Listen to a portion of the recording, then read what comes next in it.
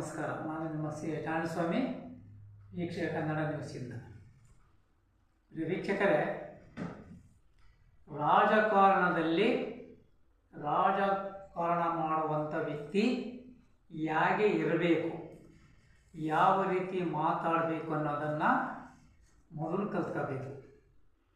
ದುರಹಂಕಾರ ದುಃಖಕ್ಕೆ ಕಾರಣ ಅಂತ ನಮ್ಮ ಹಿಂದಿನವರು ಹೇಳಿದ್ದು ಯಾವುದೂ ಸುಳ್ಳಾಗೋದಿಲ್ಲ.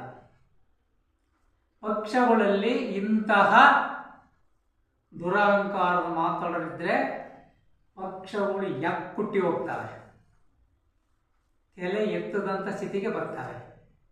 ಈಗ ನೋಡಿ, ಚನ್ನಪಟ್ಟಣ ಹತ್ತಿ ಉರಿತಾ ಇದೆ. ಮಾತಾಡಬೇಕಾದ್ರೆ ತಲೆಯಲ್ಲಿ ಮಿದುಳಿಟ್ಕೊಂಡು ಮಾತಾಡಬೇಕು. ಹುಚ್ಚರ ಥರ ಮಾತಾಡಬಾರ್ದು. ಹುಚ್ಚರ ಥರ ಮಾತಾಡೋರನ್ನ ಆ ಪಕ್ಷಗಳವ್ರನ್ನ ನಿಮ್ಮಾನ್ಸ್ನಲ್ಲಿ ಒಂದ್ಸಾರಿ ಚೆಕಪ್ ಮಾಡಿಸ್ಬೇಕು. ತಲೆಯಲ್ಲಿ ಮಿದುಳಿದೆಯೋ ಬೇರೆ ಏನೇನೋ ಇದೆಯೋ ಅಂತೇಳಿ. ಒಬ್ಬರಿಗೆ ನಿಂದಿಸ್ಬೇಕಾದ್ರೆ ಮೊದಲು ಅವ್ರ ಬೆನ್ನನ್ನು ಮುಟ್ನೋಡ್ಕೋಬೇಕು. ನನ್ನ ಹಿನ್ನೆಲೆ ಏನು, ನಾನು ಯಾಗಿದ್ದವನು, ಹೇಗೆ ರಾಜಕಾರಣಕ್ಕೆ ಬಂದೆ ಅಂತೇಳಿ. ಮಾತು ಬರುತ್ತೆ ಅಂತೇಳಿ ಜನಗಳ ಹತ್ರ ಉಗುಳಿಸ್ಕೊಳ್ಳೋಂಥ ಮಾತಾಡಬಾರ್ದು. ನೋಡಿ, ಇವತ್ತು ಜನಗಳ ಬಾಯಿಂದ ಎಂತೆಂಥ ಏಕವಚನದ ಮಾತುಗಳು ಬರ್ತಾ ಇದ್ದಾವೆ. ಇದು ರಾಜಕಾರಣಿಗಳಿಗೆ ಬೇಕಾ?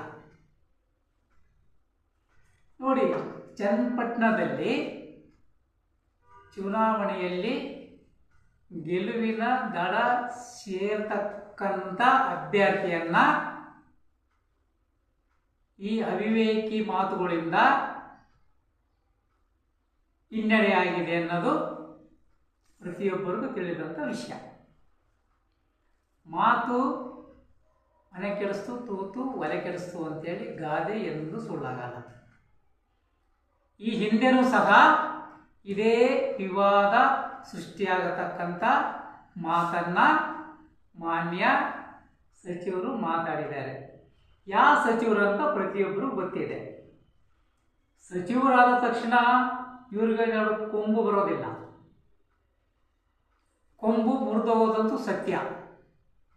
ಮುಂದಿನ ದಿನಗಳಲ್ಲಿ ಮೂಲೆ ಗುಂಪು ನೋಡ್ರಲ್ಲ. ಇವತ್ತು ಪಕ್ಷಗಳಲ್ಲಿ ಎಂತೆಂಥ ಉನ್ನತವಾದ ಹುದ್ದೆಯಲ್ಲಿದ್ದಂಥ ನಾಯಕರು ಇವತ್ತು ಏಳಕ್ಕೆ ಹೆಸರಿಲ್ದಂಗೆ ಮೂಲೆ ಗುಂಪಾಗಿದ್ದಾರೆ. ಇವರೇನು ಲೆಕ್ಕ? ಒಬ್ಬ ವ್ಯಕ್ತಿಗೆ ಅವರ ವೈಯಕ್ತಿಕ ವಿಚಾರಗಳನ್ನು ಮಾತಾಡಬಾರ್ದು.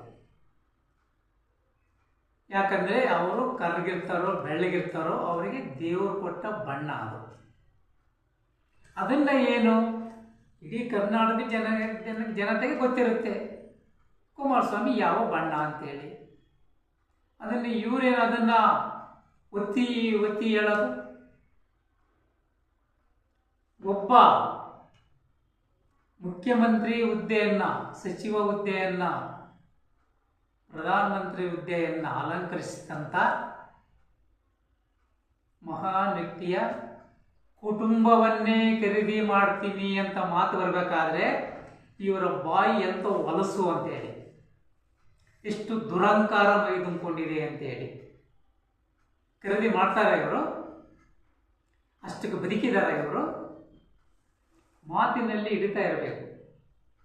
ಜನ ರುಚಿಗೆದ್ರೆ ಯಾರ ಮುಖನೂ ನೋಡೋದಿಲ್ಲ. ಅದರಿಂದ ಮಾತಾಡಬೇಕಾದ್ರೆ ಎಚ್ಚರ ಇಟ್ಕೊಂಡು ಮಾತಾಡೋದು. ಆಮೇಲೆ ಸಂಭಳಿಸ್ಕೊಳ್ಳೋದಲ್ಲ, ಹಾಗೆ ನಾವು ಇದ್ವಿ, ಹೀಗೆ ಇದ್ದೀವಿ ಅಂತ ಹೇಳೋದಲ್ಲ. ಅದು ಆ ಮಾತಿನ ದಾಟಿಯನ್ನು ನೋಡಿದರೆ ಆಕ್ರೋಶವಾಗಿ ಮಾತಾಡೋದು ಎದ್ದು ಕಾಣುತ್ತೆ. ಅದು ತಮಾಷೆ ಮಾತಾಗಿ ಕಾಣುತ್ತಾ? ಇವ್ರಿಗೆ ತಲೆಯಲ್ಲಿ ಬುದ್ಧಿ ಇರೋದಿಲ್ವಾ? ಒಂದು ಒಳ್ಳೆ ಹುದ್ದೆನ ಅಲಂಕರಿಸಿರ್ತಕ್ಕಂಥವ್ರಿಗೆ ಇದೇ ರೀತಿ ಮಾತಾಡ್ತಾ ಹೋದರೆ, ವಿವಾದಿತ ಮಾತುಗಳನ್ನು ಮಾತಾಡ್ತಾ ಹೋದರೆ ಪಕ್ಷಗಳು ಕುಟ್ಟಿ ಹೋಗ್ತವೆ, ತಲೆ ಎತ್ತದಂಗೆ ಆಗ್ತವೆ. ನೋಡಿ, ಇವತ್ತು ಒಂದು ಕುಟುಂಬದಲ್ಲಿ 4 ರಿಂದ 5 ಜನ ಮಕ್ಕಳಿರ್ತಾರೆ ಅಂತ ಇಟ್ಕೊಳ್ಳೋಣ. ಅದರಲ್ಲಿ ಒಬ್ಬ ಮಗ ಕೆಟ್ಟ ಸ್ವಭಾವದನಾಗಿದ್ದರೆ ಆ ಕುಟುಂಬ ಅವನ್ನ ಬಹಳ ಬೇಗ ಅವನು ಹೊರಗಿಡ್ತಾರೆ, ಸಪ್ರೇಟ್ ಮಾಡಿಬಿಡ್ತಾರೆ ಕುಟುಂಬದ ನಾವು. ಯಾಕೆಂದರೆ ಕುಟುಂಬದ ಮಾನ ಮರ್ಯಾದೆ ಉಳಿಬೇಕು ಅಂತೇಳಿ. ಅದೇ ರೀತಿಯೇ ಈ ಪಕ್ಷಗಳು ಸಹ ಒಂದು ಕುಟುಂಬ ಇದ್ದಂಗೆ. ಆ ಕುಟುಂಬದಲ್ಲಿ ಇಂಥ ಅವಿವೇಕಿಗಳಿದ್ರೆ ಇವರನ್ನ ಪಕ್ಷಕ್ಕೆ ಇಟ್ಕೊಳಕ್ ಬರುತ್ತಾ? ಇವರನ್ನ ಪಕ್ಷದಿಂದ ತೆಗೆದು ಬಿಸಾಕಿದ್ರೆ ಯಾವ ಪಕ್ಷದಲ್ಲಿ ಇವರಿಗೆ ಸೇರ್ಕೊಳ್ಳೋಕೆ ಮುಖ ಇರೋದಿಲ್ಲ. ಇಂಥ ಕೆಟ್ಟವರನ್ನ ಯಾರ ಹತ್ರ ಬಿಟ್ಕೊಳ್ಳೋದಿಲ್ಲ. ಯಾಕಂದರೆ ಇವರು ಮೊಡ್ಲಲ್ಲಿ ಬೆಂಕಿ ಕೆಟ್ಕೊಂಡಂತ ಇರ್ತಾರೆ. ಇವರು ಮೊಡ್ಲಲ್ಲಿ ಬೆಂಕಿ ಕೆಟ್ಟು ಸುಡೋದ್ಯಾರಿಗೆ? ಮೊಡ್ಲಲ್ಲಿ ಕಟ್ಕೊಂಡವ್ರಿಗೆ ಸುಡೋದು. ನೋಡಿ ಇವೆಂಥ ಮಾತುಗಳು. ನೋಡಿ ಈಗ 3 ಕ್ಷೇತ್ರಗಳಲ್ಲಿ 3 ಕ್ಷೇತ್ರಕ್ಕೂ ಈ ಎಫೆಕ್ಟ್ ಆದೇ ಆಗುತ್ತೆ. ಈ ದುರಂಕಾರದ ಮಾತು ಎಲ್ಲ ಕಡೆ ಕರ್ನಾಟಕ ರಾಜ್ಯದಂತ ದೊಡ್ಡ ಸುದ್ದಿಯಾಗಿದೆ. ಯಾರು ಇವತ್ತು ಪಕ್ಷಕ್ಕೆ ಕೆಟ್ಟ ಹೆಸರು ತಂದ್ಬಿಟ್ಟು ಪಕ್ಷದಲ್ಲಿ ನಿಂತಿರತಕ್ಕಂಥ ಅಭ್ಯರ್ಥಿಗಳ ಸೋಲಿಗೆ ಕಾರಣ ಯಾರು? ಇಂತಹವರನ್ನ ಪಕ್ಷದಿಂದ ಹೊರಗಿಡದು ಸೂಕ್ತನೋ ಅಲ್ವೋ ಅನ್ನೋದನ್ನು ಪಕ್ಷದ ಮುಖಂಡರುಗಳೇ ಯೋಚನೆ ಮಾಡಬೇಕಾಗಿದೆ. ಯಾಕಂದರೆ ಒಬ್ಬ ಮಾಜಿ ಮುಖ್ಯಮಂತ್ರಿಯಾಗಿದ್ದವರು ಈಗ ಹಾಲಿ ಕೇಂದ್ರ ಮಂತ್ರಿ ಆಗಿರತಕ್ಕಂಥವರು. ಅಂಥವರಿಗೆ ಇಂಥ ಸಣ್ಣ ಮಾತುಗಳು ಆಡೋದೆಷ್ಟರ ಮಟ್ಟಿಗೆ ಸರಿ? ಒಂದು ಕಾಲದಲ್ಲಿ ಅದೇ ಗರಡಿಯಲ್ಲಿ ನೀವು ಪಳಗಿ ಬಂದಿರೋರು. ಅವರು ಯೋಚನೆ ಮಾಡಿ ನೋಡಿ ಎಲ್ಲಿಂದ ಅವರು ಹೊರ ಹೊಮ್ಮಿದರು ಅಂತೇಳಿ. ಇದಕ್ಕೇನು ಹೇಳ್ತಾರೆ ಅಂದರೆ ಅನ್ನ ಇಟ್ಟ ಮನೆಗೆ ಕನ್ನ ಹಾಕೋದು ಅಂತ. ಇದು ಪ್ರತಿಯೊಬ್ಬರಿಗೂ ತಿಳಿದಿರತಕ್ಕಂತಾನೆ. ಇವಾಗ ಏನು ಸಚಿವರಾಗಿದ್ದಾರೆ ಯುವತಿದ್ದ ಮಾತುಗಳನ್ನು ಆಡ್ತಾರೆ, ಆ್ಯಕ್ಷನ್ ಮಾಡಿಕೊಂಡು ಅವರು ಎಲ್ಲಿಂದ ಬೆಳೆದು ಬಂದರು ಅಂತೇಳಿ. ಅದರಿಂದ ಇನ್ನು ಮುಂದೆ ಆದ್ರೂ ಮಾತು ಆಡಬೇಕಾದ್ರೆ ಒಬ್ಬ ಜನಪ್ರತಿನಿಧಿಯಾಗಿರೋರು ಎಚ್ಚರಿಕೆಯಿಂದ ಮಾತಾಡಬೇಕು. ಮಾತು ಬರ್ತವೆ ಅಂತೇಳಿ ಬಾಯಿ ಬಂದದ್ದೆಲ್ಲ ಮಾತಾಡಿದರೆ ಜನ ರೊಚ್ಚಿಗೇಳೋದು ಖಂಡಿತ. ಮತ್ತೆ ಸಭೆ ಸಮಾರಂಭಗಳಲ್ಲಿ ಮಾನ ಮರ್ಯಾದೆ ಸಹ ತೆಗಿತಾರೆ. ಚನ್ನಪಟ್ಟಣದಲ್ಲಿ ಅವರಿಗೆ ಏನಾದರೂ ಅಲ್ಪ ಸ್ವಲ್ಪ ಮರ್ಯಾದೆ ಸಿಗುತ್ತಾ ಹೋದರೆ ಮರ್ಯಾದೆ ಹೋಯ್ತು. ಹಾಗೆ ಅಲ್ಲಿ ನಿಂತಿರ್ತಕ್ಕಂಥ ಅಭ್ಯರ್ಥಿ ಕತೆ ಏನಾಗಬೇಕು? ಸಮಸ್ತ ಮತದಾರರು ಇವಾಗ ಉಲ್ಟಾ ಹೊಡೆದಿದ್ದಾರೆ.